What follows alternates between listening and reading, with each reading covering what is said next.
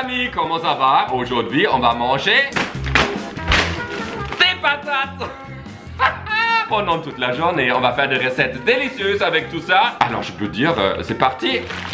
Récemment, j'ai lu dans un article qu'il y a plus de 1 milliard de personnes qui en mangent des pommes de terre en 2022 et la production totale des cultures a dépassé 300 millions de tonnes métriques. Je sais même pas comment je devrais m'imaginer 300 millions de tonnes, mais je pense que c'est beaucoup. Je savais pas non plus qu'il y a plus que 4000 variétés de pommes de terre dans le monde. J'ai l'impression qu'il y a beaucoup de patates qui se mangent pendant une année. J'ai fait un petit peu de recherche, j'ai trouvé des recettes sur Instagram qui ont eu des millions de vues. Ça a l'air ultra délicieux et en plus je vais partager une recette de ma famille dans cette vidéo avec vous. Pour le petit déjeuner, vous savez que j'aime la pizza, non?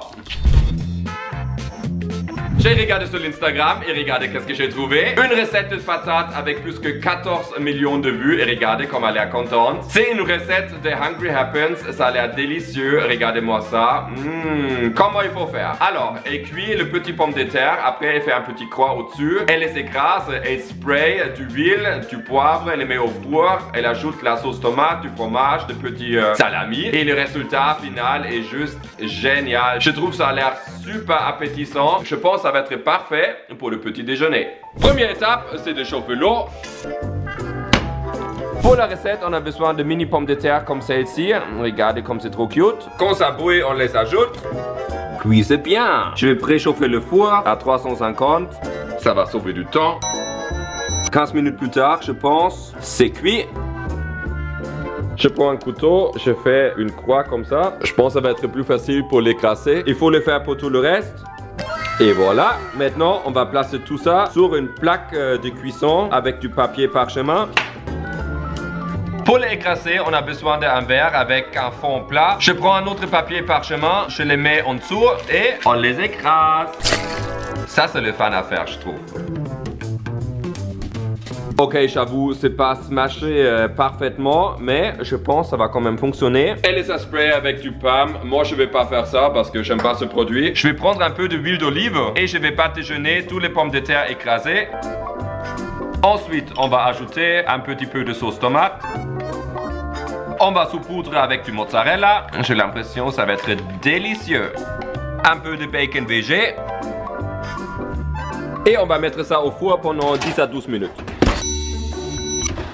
Ok, je pense que ça a bien fonctionné. Ça sent super bon. Je pense que c'est méga chaud, mais je m'en fous. Je vais quand même plancher dedans. Et est-ce que ça s'enlève bien? Je pense que oui. Regardez-moi ça. Ça a même bien cuit de l'autre côté. Ça pourrait être un peu plus stable, mais... Ah, chaud!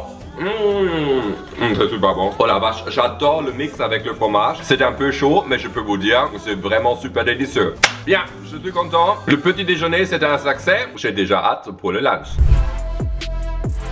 Pour le lunch, on va faire quelque chose que j'ai jamais mangé. Des potatoes. Qu'est-ce que tu fais? J'espère que ça va être bon. On va faire des patates accordéon. 13,9 millions de vues. Déjà, ça a l'air délicieux. On prend les patates crues, pas cuites. On les coupe en morceaux. Après, il faut faire des petites insertions. On les met sur une plaque. On ajoute une mixture. Il faut badigeonner ça dessus. Et après, le four, ça a l'air super croustillant. Je sais pas, quand je regarde ça, je me suis dit, ça a l'air super facile à faire. Ça a l'air super bon. On va tester ça. Pour cette recette, on va prendre des patates à chair jaune. Des yellow potatoes, des patates bien normales, vous voyez. Première étape, il faut enlever la peau.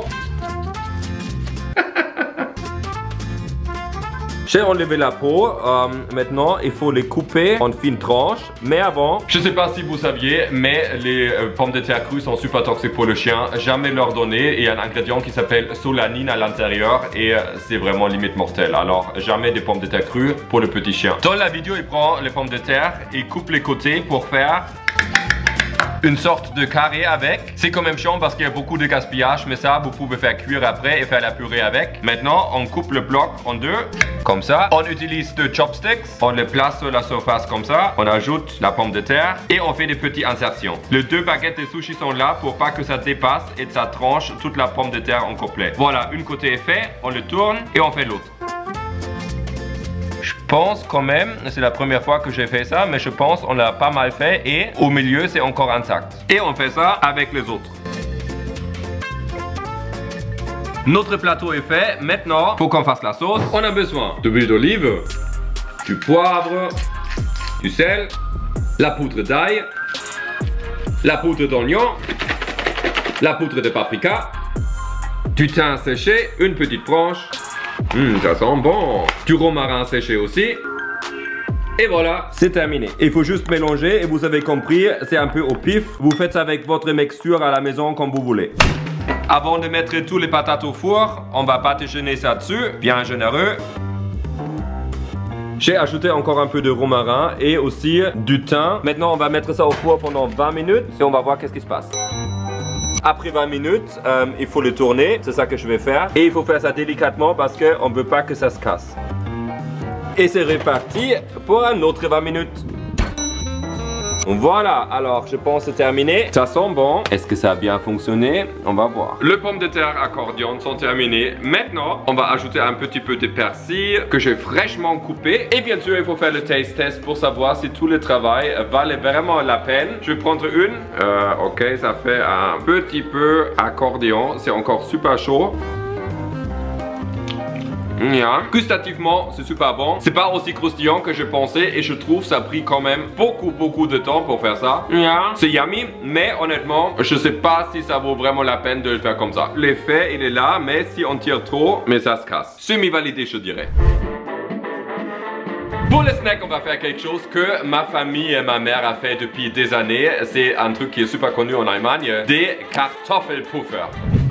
C'est une sorte de dessert que tu peux faire avec des pommes de terre et c'est vraiment délicieux, mais j'arrête de parler, on va le faire tout de suite. Première étape, il faut éplucher les pommes de terre. J'en ai pris 8 petits moyens pour un total de presque 670 grammes. Maintenant, il faut le râper. Voilà, c'est parfait. Maintenant, vous prenez un bol, un torchon ou un coton fromage comme moi j'ai ici. On met les pommes de terre râpées à l'intérieur. On ferme, on squeeze le liquide. Il y a quand même pas mal de liquide qui est sorti. Ça, on jette. On reprend les pommes de terre râpées. La consistance est vraiment super comme ça. On ajoute un peu de sel, du poivre, un œuf et une cuillère à table de fromage grec. Un petit peu peut-être. Et on mélange tout. Maintenant, on a besoin d'une poêle. On met un petit peu d'huile d'olive. On prend une petite poignée comme ça. On fait une boule avec, comme ça. On la place dans la poêle et on l'écrase un peu. On peut prendre aussi un outil comme ça pour l'écraser et pour le garder en forme. Et après 1 minute 30, on flip. Il faut vraiment que l'intensité du four soit assez basse. Au besoin, on peut rajouter un petit peu d'huile autour. Nos petits Kartoffelpuffer sont prêts. Maintenant, je vais prendre la compote de pommes, ajouter une grosse cuillère, 2. Et voilà, notre plat est terminé. Alors, je peux imaginer que pour les gens qui n'ont jamais goûté à ça, que c'est bizarre de voir cette combinaison de pommes de terre et compote de pommes. Mais en Allemagne, surtout en Bavière, on adore ça. Et c'est vraiment bon. Ça sent vraiment typique. Il y a comme quelque chose qui me rappelle ma jeunesse. C'est un peu gras, mais méga bon. Et surtout, c'est une combinaison sucrée, quelque chose qui est assez rare avec les pommes de terre. Alors, moi je vais dévorer ça et on se voit pour le dîner. Et là, on va faire quelque chose de très typique avec les pommes de terre. Alors, il est 18h30 et pour le dîner, j'ai prévu un plat très typique avec les pommes de terre et ce sont des gnocchis. Sur Instagram, j'ai trouvé une recette de 13,5 millions de vues. Pas mal. Comment elle a fait? Alors, elle prend les pommes de terre qui sont cuites, elle les écrase, elle fait un petit creux, sel, poivre, 2 jaunes d'œufs, elle mélange tout avec un peu de farine, elle fait une sorte de pâte. Après, elle les divise en deux, elle les étale, elle fait des petits rouleaux, elle les coupe en morceaux, elle fait la forme typique de gnocchi. À côté, elle fait une sauce avec du beurre. Ça a l'air délicieux. Elle mélange avec le gnocchi, elle ajoute du parmesan, un peu d'huile et encore du parmesan, encore un peu de beurre et le plat est terminé. Je salive déjà, je sais pas comment je peux vous dire, mais on va préparer ce plat. Pour cuire les pommes de terre, on a 2 possibilités. Soit on les cuit dans l'eau ou dans le four. Dans le four, c'est préférable parce que comme ça, il y a beaucoup moins d'humidité dans les pommes de terre. Ça va prendre un petit moment, mais Je pense que ça vaut la peine. La variété, ce sont des pommes de terre roussettes pour les gnocchis. J'ai pris 5 de moyenne taille et comme ça cuit plus vite. Première étape, c'est il faut le laver. On préchauffe le four à 350. On le place sur une plaque de cuisson et je vais les piquer avec une fourchette. Il n'y a vraiment pas de technique derrière, il faut juste les piquer dans les endroits partout un peu autour de la pomme de terre. Ça évite qu'elle s'éclate pendant la cuisson. Voilà, et hop au four pendant 1 heure. Ok, ça a bien cuit. Maintenant, il faut laisser refroidir, mais comme c'est l'hiver au Québec, je vais aider avec ça et je vais le mettre dans la neige. Voilà. Voilà, on peut déjà les toucher. Le traitement choc a même pas duré 1 minute. C'était génial. Comme ça, je peux le toucher et je vais enlever la peau. Ça peel off super bien. Prochaine étape, il faut les écraser. Ça, c'est quand même très satisfaisant à faire, je trouve. Sur une surface nettoyée, on va placer les pommes de terre écrasées. On fait comme elle un petit creux. On ajoute du poivre, du sel, le 2 jaunes d'œufs, 140 g de farine et on mélange pour créer une pâte. Je vois qu'elle est encore un peu trop molle, c'est pour ça que j'ajoute un peu plus de farine et je remélange. Il faut vraiment que ça soit comme une pâte. La pâte elle est bonne comme ça. Maintenant, je vais la diviser en 2. Je prends une partie et je vais faire des rouleaux avec. Le rouleau il est parfait comme ça. Je vais faire de petites parties. C'est pas mal comme ça. Elle avait un truc spécial pour les gnocchis, mais moi, je vais prendre une fourchette, je la place ici et je vais rouler les gnocchis sur la fourchette. Je pense la fourchette est collée un peu, je vais la tremper dans la farine. Voilà. C'est pas parfait, mais ça donne cette forme-là. On peut aussi le manger comme ça, mais je trouve c'est plus mignon de les mettre dans une forme. Voilà, ça c'est le résultat de mes gnocchis faits maison pour la première fois de ma vie. Maintenant, je fais bouillir l'eau. Alors, on va les faire plonger dans l'eau chaude. Je vais les faire limite un par un, comme ça colle pas. On peut le mélanger un petit peu et quand ça commence à flotter sur la surface, ça veut dire c'est bon. À côté, j'ai préparé une casserole avec 250 g de beurre que je vais faire fondre. Et en plus, je vais ajouter un peu de sauge parce que ça donne un goût vraiment super bon. Un peu de sel, un peu de poivre. Les gnocchis commencent à monter sur la surface. Ça, c'est bon. Maintenant, on va mettre un petit peu de beurre dans une casserole. On ajoute les gnocchis. On les mélange. Faut pas que ça colle. On ajoute le reste du beurre, du parmesan râpé. On mélange. Et je pense c'est pas mal prêt. Alors les gnocchis faits maison avec une recette virale. J'ai trop envie de goûter à cette chose merveilleuse. Yummy. J'avoue la forme c'est pas parfaite, mais c'était la première fois que je fais ça à la maison, alors je suis vraiment content. C'est ultra délicieux. C'était quand même assez facile à faire à la maison. Ça fond sur la langue. Laissez-moi savoir quelle recette vous avez préférée. Ici il y a la vidéo avec l'intelligence artificielle qui décide ce que je mange. Ici ma dernière vidéo avec Lily. Nous on se voit la semaine prochaine et oubliez pas, il faut jamais rester sage. Bisous.